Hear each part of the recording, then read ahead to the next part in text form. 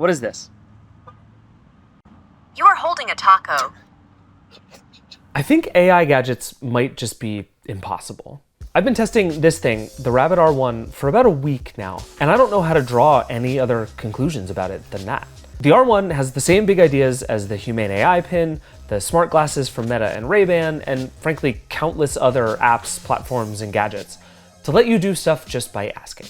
In theory, you can just spend your day living your life walking around and chatting away with your gadget. What does this plaque say? Do you know what monument this is? What kind of animal is this? It all seems so easy. It seems simple. It seems kind of futuristic. It just absolutely 100% does not work well enough to be worth your time or your money. Were you recording on that? Did you read any of it? It was so wrong. The plaque in the image contains an inscription that reads, "These in the presence of Washington at Valley Forge, Nope. whose faith in the continuing union inspired their hearts, and whose light in illuminating their minds was as the light which led, these made the arsenal of democracy and the arsenal of freedom." Again, it's like the vibe is the same. All the words are wrong. Basically what I'm saying is life with the R1 should be awesome. It's kind of a mess. I cannot.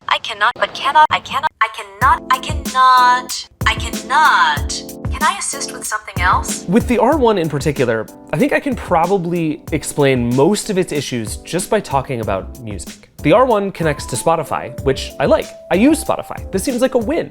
I love the idea of a dedicated music gadget that I can take on walks or runs, use for podcasts, all that good stuff. A Spotify iPod is actually a thing I've wanted for a long time. And it's, well, let's just try it. Play Fortnite by Taylor Swift. On it. I'll get the music going for you. I see you watching me, every move I make. You gotta. That is Fortnite by Taylor Swift. You'll love to see it. Play my Discover Weekly playlist. On it. I'll get the music going for you.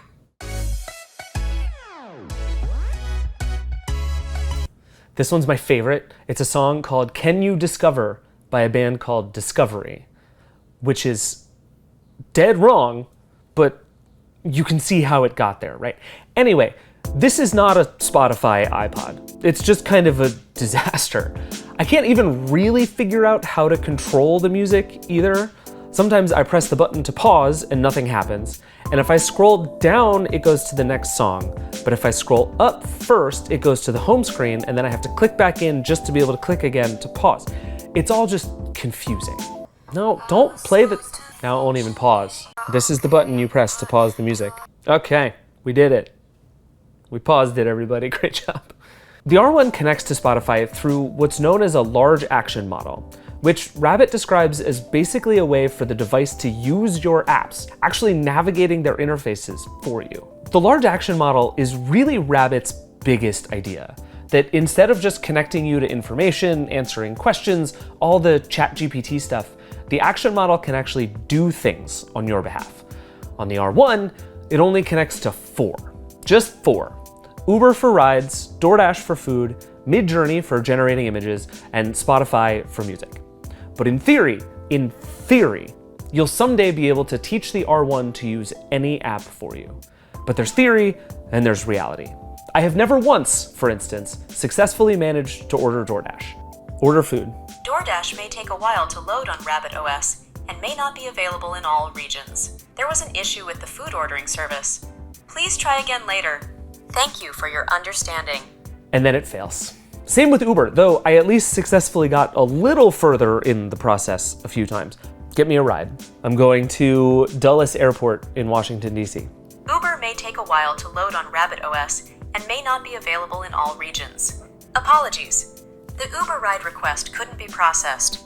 Please provide your drop-off location. I did that already. You get the idea. Also, I'm sorry, but if you have to tell me how slow an app is while it's loading, you maybe shouldn't have shipped that app. Anyway, so far the large action model is basically a bust. At best, it's super hacky, as you can see, and at worst, it's not even actually novel AI at all.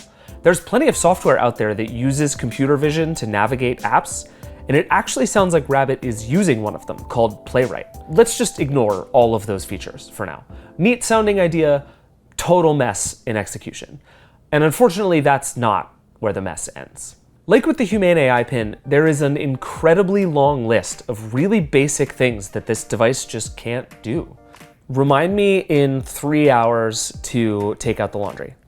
Laundry reminder saved to the rabbit hole. It's a note, but it won't remind you. Set a timer for 45 minutes. I cannot set timers. If you need a reminder, Send me an email with 5 recommendations for things to do in Washington, D.C. visit the National Mall, a linear park filled with monuments such as the Lincoln Memorial and the Washington. Can you send me all this in an email?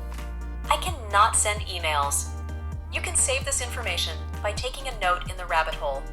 And of course, since this is an all AI gadget, you can't do anything at all offline.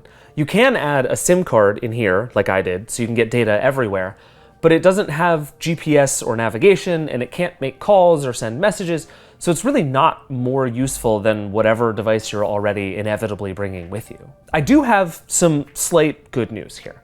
A couple of days ago, actually while we were in the middle of shooting this video, Rabbit updated the R1 and fixed a bunch of what I would call show-stopping bugs. The battery no longer drains in a few hours, even if you're not using it, though it's still not gonna last all day. The thing actually shows the correct time, which it didn't before. What a concept! Rabbit has said all along that it knows it's early, and will update this device frequently and quickly, and it's definitely true that a lot of what's wrong here is software. But even after this first update, we are nowhere near this feeling like a functional device. The main 2 things people will do with the R1, other than getting really mad at the broken app control stuff anyway, is ask it questions and have it identify things in the world around you. The R1 does both of these reasonably well. I like pointing the thing at a sign or a plaque or a document and having it summarize things for me. Actually, we're in Washington, D.C., home of a million landmarks and plaques and touristy things. Let's go try a few, see how it works. The image appears to depict a large statue of Abraham Lincoln, seated in the Lincoln Memorial in Washington, There D.C. we go. This appears to be the Gettysburg Address. It handles all the standard ChatGPT style stuff well enough, which isn't surprising, it's connecting to all that stuff, but it's also not that hard to get that stuff right. And it does tend to be really wordy when it does so. Plus, sometimes it works. What's the score of the series now? The Denver Nuggets won the series against the Los Angeles Lakers with a final score of 108-106 in Game 5, which took place on April 29, 2024. Jamal Murray was the standout player for the Nuggets, scoring 32 points and hitting the game-winning shot with 3.6 seconds left on the clock. LeBron James had a strong performance for the Lakers with 30 points and 11 assists, but it wasn't enough to secure the win. The Nuggets will now face the Minnesota Timberwolves in the second round of the playoffs, starting next weekend in Denver. And sometimes it doesn't. How do I get to the Lincoln Memorial from here? The memorial will remain open to the public during the renovation, with only a small visitor space located below ground being closed. Give me a moment to look that up for you.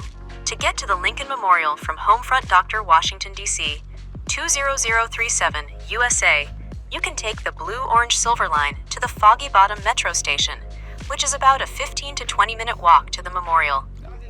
The correct answer was go up those stairs right there in front of you. You can take the Blue-Orange Silver Line to the Smithsonian Metro Station. When it works best is when you have really identifiable things. But at that point, do you really need the help? This thing can tell me what's on a can or what the label says on a bag of chips, but it says it right there. The Doritos Cool Ranch chips in the image show that a serving size contains 150 calories. So the number of calories in a serving of these Doritos chips is 150 calories. What are we accomplishing here? And honestly, what are we doing that I couldn't do with Google Lens on my phone? I think the answer is not that much. The Humane AI Pin, I actually understand in theory. It's a wearable thing that sits on your body, making some basic functionality more accessible. This is just another thing to carry in your pocket or purse that can't do anything your phone can't do better. I cannot for the life of me come up with one thing that this does better than your phone. And that feels like a problem. But let's just for 1 second leave all of that aside. I do believe the AI stuff will get better eventually. So let's just say that the large action model works. Again, it doesn't. I cannot stress that enough. But let's just say that someday it does. The question left, then, is whether the R1 is a good device for that future. And the answer is kind of. There is something about the R1 I find very charming. It's not fancy, as you can obviously see, but it's also $200 and doesn't have a subscription, so I don't expect it to be as nicely made as something like the AI Pin. And it's not, but I really like this orange color. I think it's a nice size. Purely as a little designy gizmo, I actually dig it. And honestly, that does count for something. But nothing about using this device feels intuitive to me. You interact with the R1 in a couple of ways. There's this button on the side for activating it so you can talk to it. Look, the ears perk up when you do it. It's so charming. There's also this scroll wheel, which lets Thank you for the compliment. You're welcome. There's also this scroll wheel, which lets you page through menus and information. And there's the 2.88-inch screen, which is not a good screen, but it's fine. The combo of these things feels right. I really wish the Humane Pin had a screen for when you want to see the weather rather than having it read to you, or you want to review something you've said before you send it off somewhere else. Screen plus microphone plus speaker plus camera feels right. And yes, I'm very aware that I just described a smartphone, and I think this thing is probably too close to a smartphone to have much of a chance to be different. But let's just keep going with this design just for one more second. Here's where it gets weird. This screen is a touchscreen, but only sometimes. When the keyboard shows up, you can type on it, which is good. But when you're in settings or looking at the weather or whatever, all you can do is scroll the wheel. This doesn't make any sense to me at all. And it makes the R1 harder to use because you have to hit the button with one hand and then sort of shift around and scroll with the other. There are lots of little weird things like this on the R1. You shake the device twice to get to the settings menu, but then there's no obvious way to get back. You just have to scroll around until you stumble on the back button at the top and then click the side button to go home. There's nothing indicating how that works, and none of it feels at all intuitive. Honestly, the best single feature I've found on this device by a mile is the voice recorder. As a reporter, I probably use voice recorders more than most, but this one is pretty easy to use. It does some AI summarization and actually has a pretty high quality microphone. You just say, start the voice recorder. Start the voice recorder.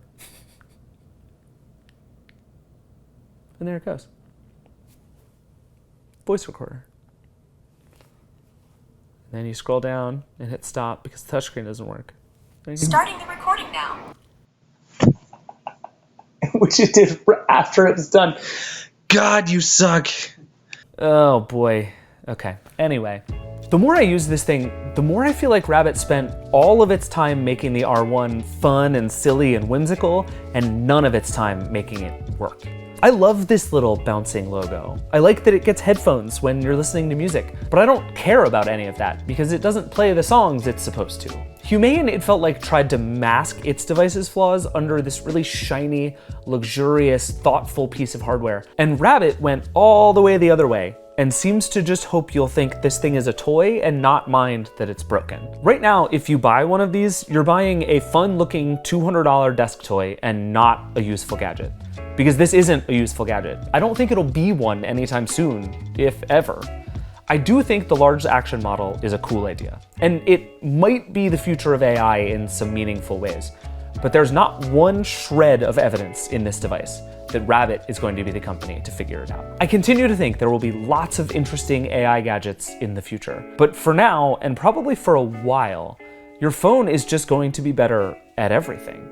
You don't need the Rabbit R1. Nobody does. Just keep your phone charged. You'll be fine. Are you saying I can't eat tomatoes?